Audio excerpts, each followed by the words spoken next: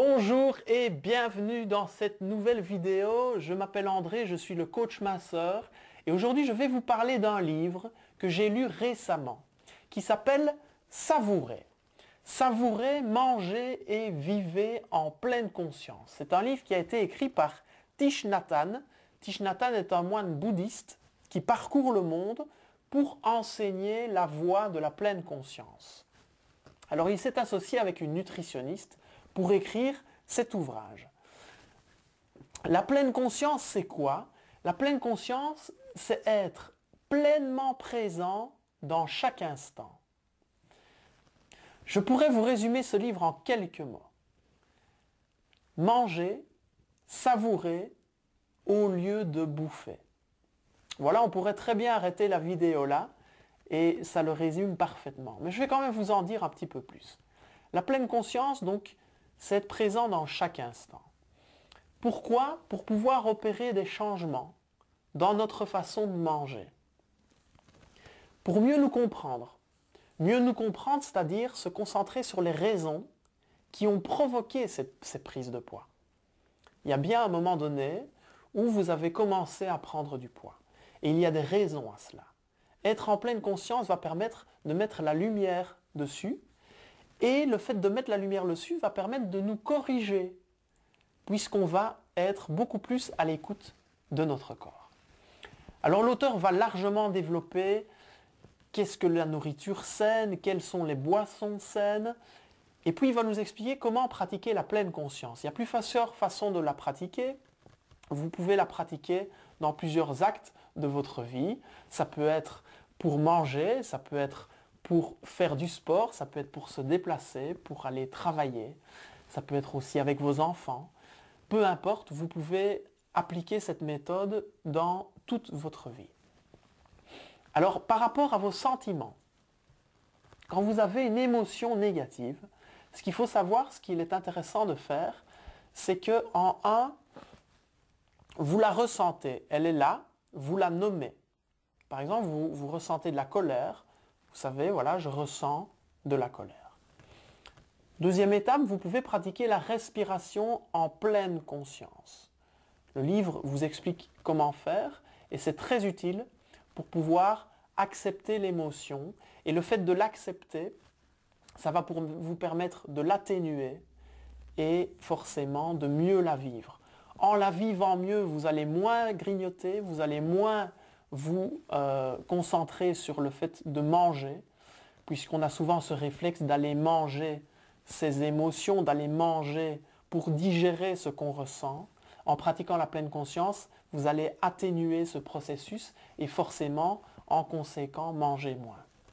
Mais vous allez surtout prendre beaucoup plus de plaisir dans l'acte de manger et vous pouvez pratiquer la pleine conscience en développant 7 habitudes. La première habitude, c'est que vous devez vous isoler de la télévision. Coupez la télévision.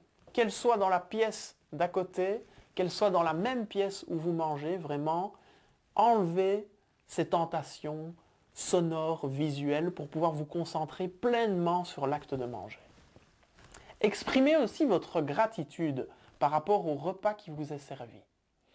Les aliments qui se trouvent dans votre assiette ont fait un parcours. Si on prend par exemple la vie d'un légume, ça a un jour été une graine qui a poussé sur une terre, qui a été cultivée par quelqu'un, qui a été produite, qui a été peut-être transformée, qui a été vendue, puis qui a été cuisinée par quelqu'un pour qu'elle se retrouve dans votre assiette. Donc tout ce trajet existe et vous pouvez exprimer votre gratitude pour tout cela.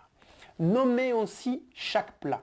Le fait de nommer un plat va lui donner de l'importance.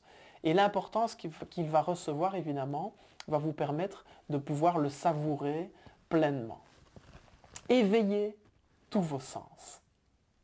Éveillez l'odorat, ressentez les odeurs qui composent les aliments de votre plat. Éveillez la vue avec les différentes couleurs qui composent votre assiette, par exemple.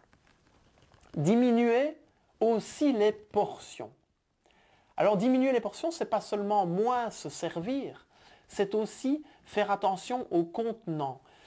Peut-être que vous pouvez vous concentrer pour acheter des plus petits bols, peut-être que vous pouvez acheter des plus petites assiettes. Toute une série de solutions sont données pour diminuer vos portions. Une autre habitude à développer est celle de mastiquer 20 à 40 fois vos aliments. Alors quel est l'intérêt de mastiquer les aliments? Il y en a plusieurs. J'ai justement récemment fait une vidéo à ce propos, vous la retrouverez dans ma playlist. Mastiquer ces aliments, donc de 20 à 40 fois, ça veut dire que vous allez avoir beaucoup d'effets positifs à pratiquer ce genre d'alimentation. Le premier, c'est que vous allez perdre du poids, puisque forcément vous allez manger plus lentement, donc vous allez manger moins, vous allez être rassasié plus vite. Deuxième avantage, c'est que vous allez avoir vraiment une explosion de saveurs, de goût dans votre bouche. Je vous assure, c'est extrêmement agréable.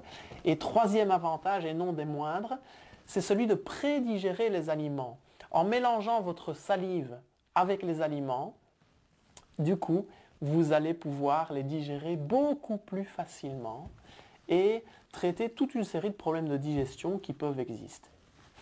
Mangez lentement.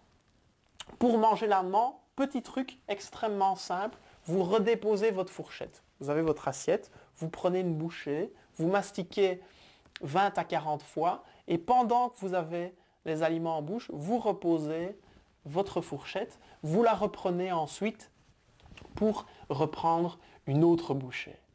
Dernière habitude, assez intéressante, mais que vous connaissez certainement, l'auteur conseille de privilégier les fruits et les légumes.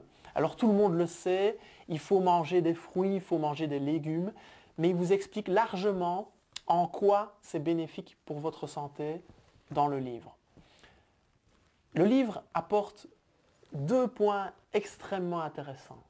Il va vous aider à mieux gérer vos émotions. Et on sait à quel point les émotions ont une place centrale dans la prise de poids.